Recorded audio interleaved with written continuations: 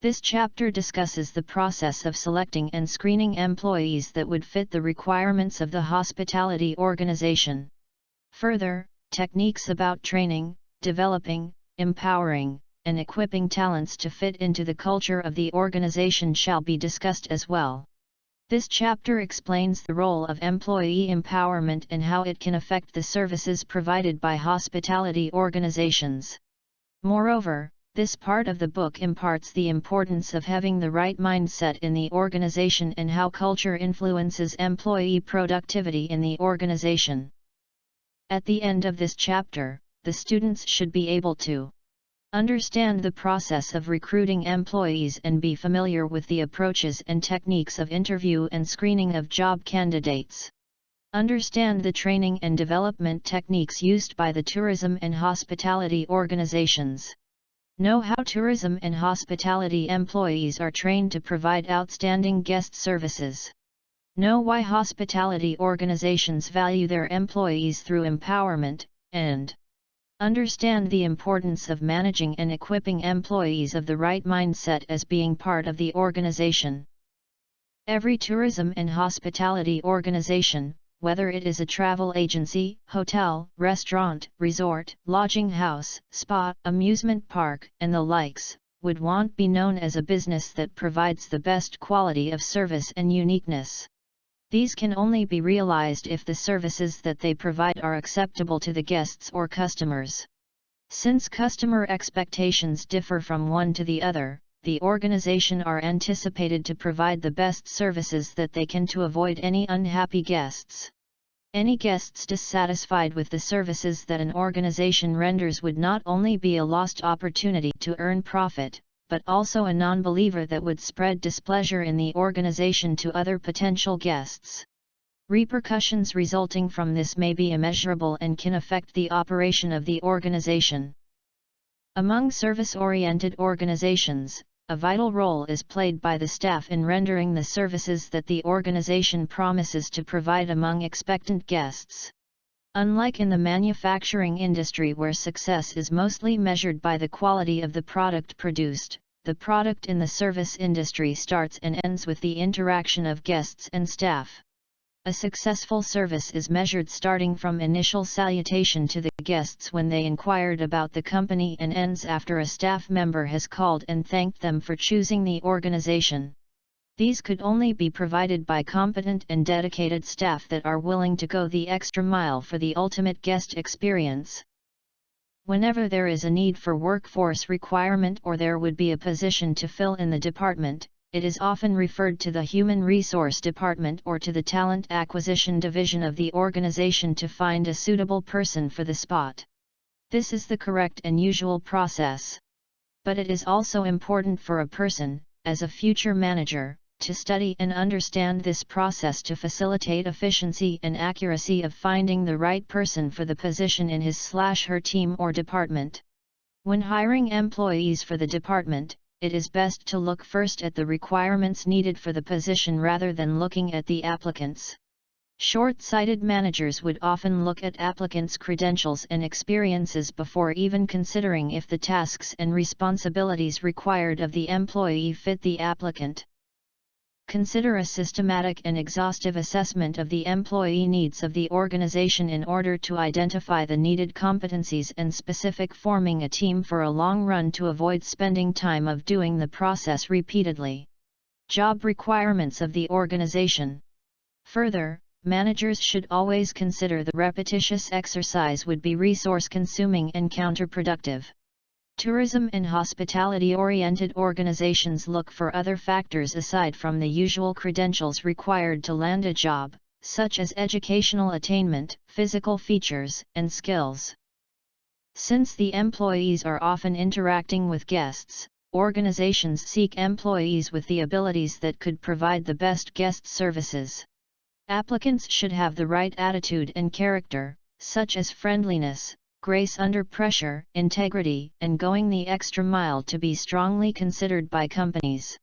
Many applicants have the right skills and credentials but very few possess the right attitude for the job.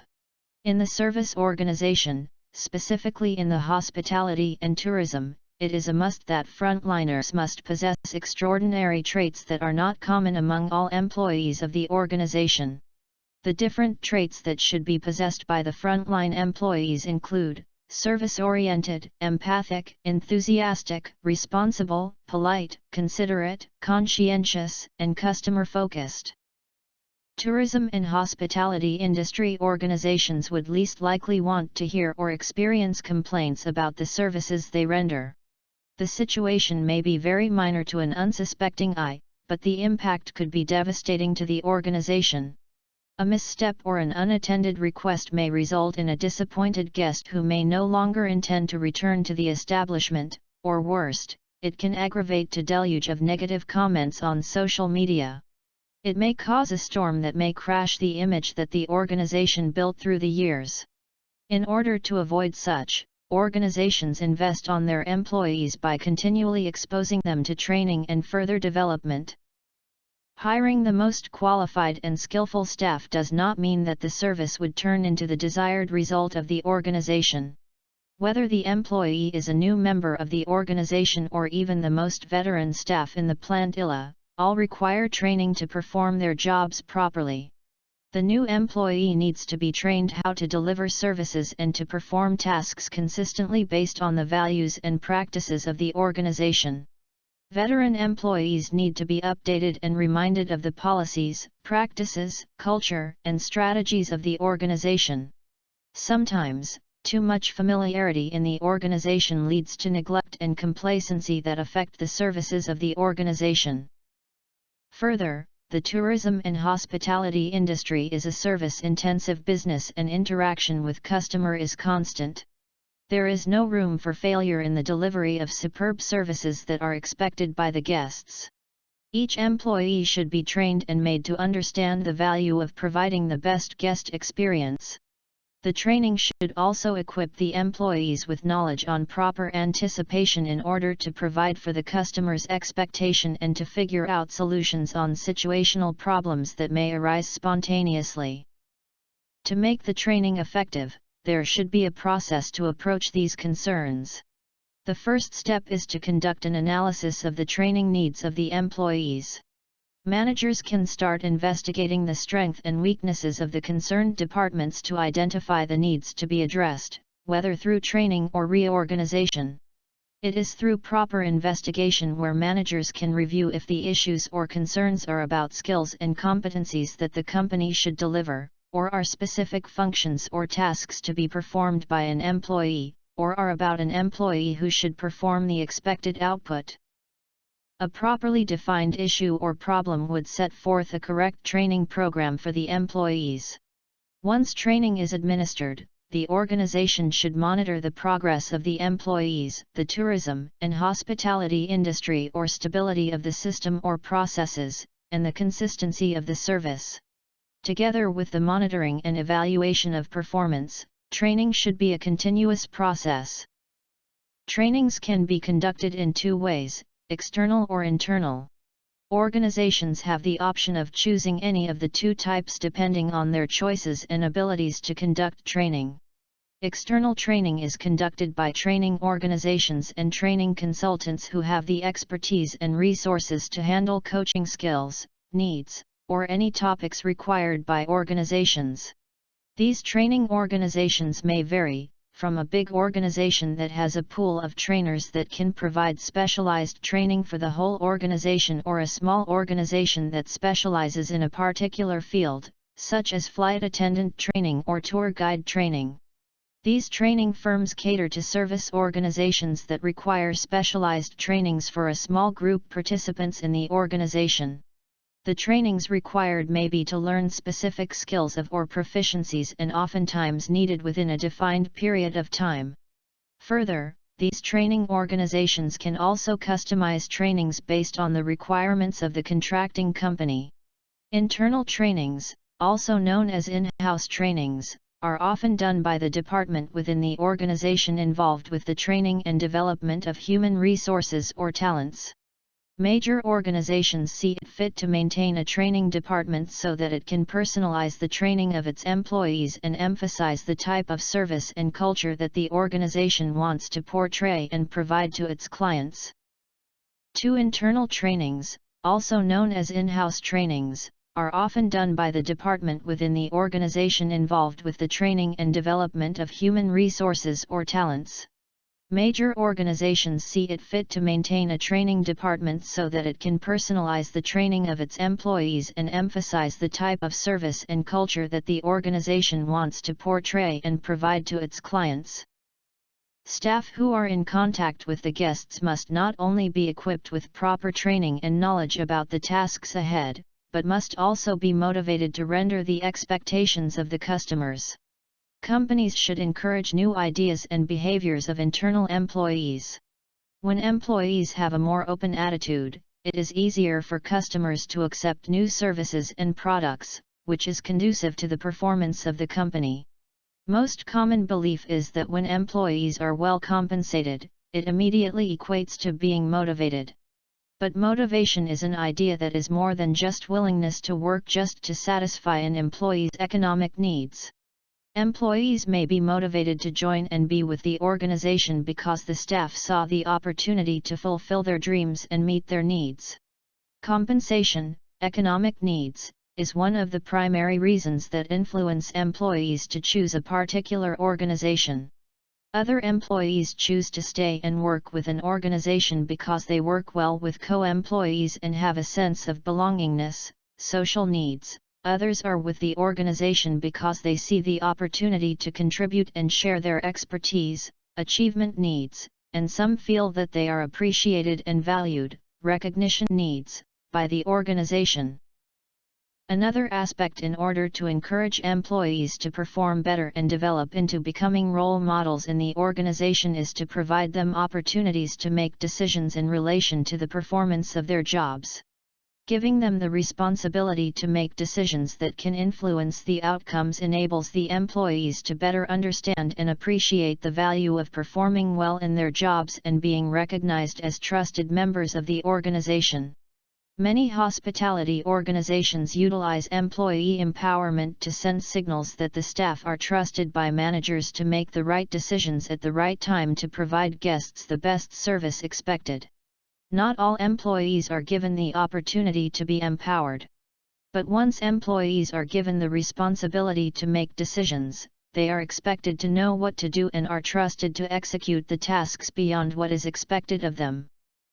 Empowerment goes beyond allowing the employees to make decisions. Organizations should make sure that employees have the proper tools to effectively execute their decision-making choices. Employees must be equipped well by undergoing training on how to make sound decisions. Empowered employees need to be fully aware of the boundaries of their responsibilities and must know when to make the right decisions. For good decisions that are made, a reward program should be formed.